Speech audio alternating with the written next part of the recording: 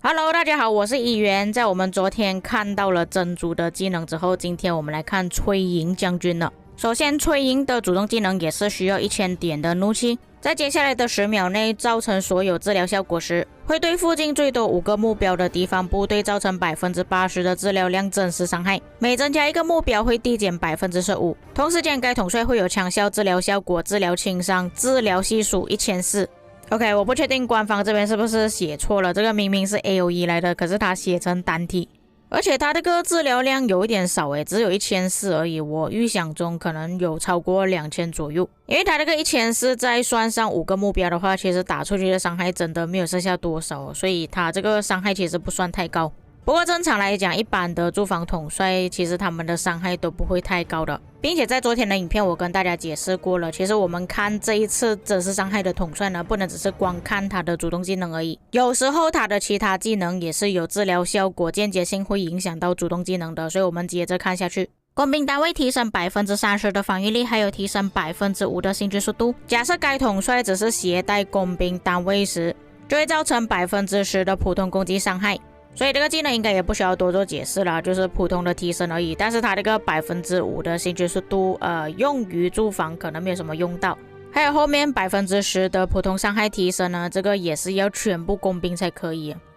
这个有点难搞啊。正常情况下，我们一般都是用混兵啊，很少会用纯工兵。OK， 没关系，我们先跳下一个技能，受到的普通攻击伤害降低20%。如果这位统帅担任驻防统帅时，当每次受到普通攻击时，有20%的概率使目标的生命值还有防御力提升无效，维持时间有5秒。那么这个技能我在之前有跟大家解释过，其实小 CP 或者是8加2是可以破解它这个技能的，所以不一定可以影响到他们。如果是有很多队伍围殴这个驻防统帅的话，触发的概率会比较高一点。如果只是用集结打驻防的话，就不会这么容易触发。第4个技能，如果当前目标是集结部队的话，自身部队受到的所有治疗效果提升45%。在释放主动技能之后的7秒内，使目标的生命值降低10%，该效果可以叠层，上限为5层，并且每次叠层都会刷新持续时间。那么这个就像我之前所说的，这个技能虽然它是有限制叠层，但是没有冷却时间。再加上这个技能没有要求崔莹一定要自己的主动技能触发了之后才会影响到这个技能，也就是说主将跟副将都会影响到的。所以你们可以理解为，在打完了一组的主动技能之后，目标部队的生命值都会降低20%。所以严格来讲，它这个叠层的数值还蛮高的。但它这个技能不像我们昨天所说的珍珠，就是有治疗的效果，它只是治疗效果提升而已。所以是没有办法触发到他的主动技能的。那么接着最后的觉醒技能，造成反击伤害提升25%。若目标部队的兵力数量低于自身部队，则造成反击伤害额外提升15%。这里你们可以理解为他的觉醒技能就是拿来抗围殴用的。再加上前面我们说到第3技能的时候有讲过，如果他受到的基础攻击越多，就会更加容易触发到第3技能，让目标持续性的生命值、防御力提升，增益无效。就算对方进化了也是一样，如果你持续在围殴的话，他还是一样可以释放出去的。所以这位统帅他有一定的抗围殴特性，但是他这里的伤害真的有一点太低了。那虽然说他的治疗效果数值会比较少，只有1400而已，但是他的第3技能有治疗效果提升。再加上如果你们把这位统帅作为主将的话，你们肯定是会用圆形阵，那圆形阵也是有治疗效果提升，并且也是要看你们的副将搭配什么统帅，如果刚好那位统帅也是有治疗效果提升，或者是有任何的治疗效果的话，其实也是会有影响。那原本理想的搭配是要搭配珍珠，可是我们在昨天看了珍珠的技能之后，可以发现到其实珍珠有很多技能一定在野外的时候才可以用，这就让我感觉有点懵了，官方是不是真的想要把这2位统帅搭配在一起？如果真的是想要他们搭配在一起的话，其实珍珠的技能不应该设计在野外的时候才可以触发。那么在刚刚我收到一个玩家分享的对话，就是问官方客服真实伤害会不会受到布迪卡的治疗效果加成。客服这边回答说不会影响新的武将主动技能的真实伤害和统帅自身的主动技能的治疗有关，其他武将的治疗单位不会影响到新统帅造成的真实伤害。那客服讲的东西呢，只能信一半而已啊，我们还是要实际测试才知道到底会不会触发。假设真的不能触发的话，我现在开始怀疑了，这个崔莹到底设计出来是要搭配谁使用的？还有就是像之前观众有提到的一点，如果我们的队伍之中可能有一些玩家带萨拉丁或者是拉美西斯二世这几位统帅可以降低对方治疗效果的话，这样崔营将军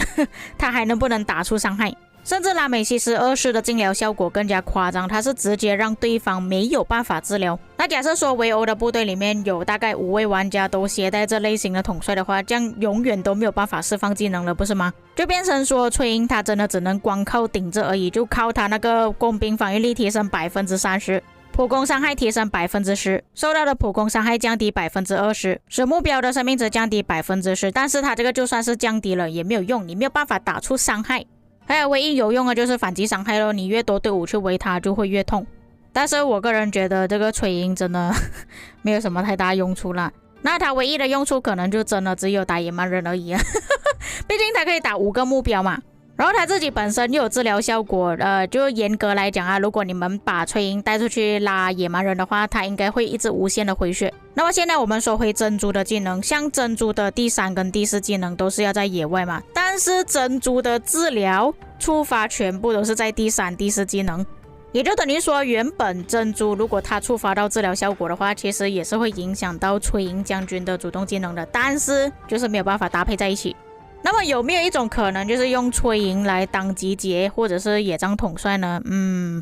那么这边可以帮大家确认到他的第3、第4技能也是没有用的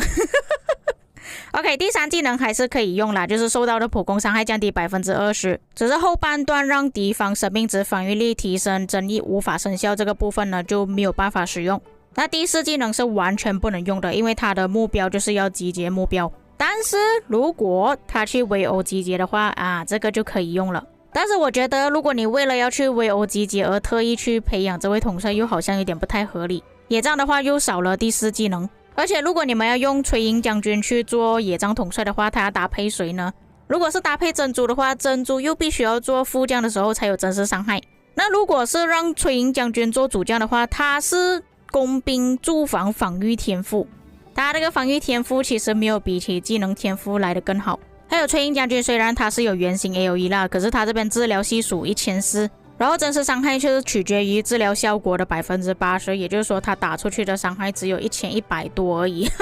不过我想了一点因为他这个也是有治疗效果嘛，会不会他这个治疗效果影响到副将也就是珍珠他的主动技能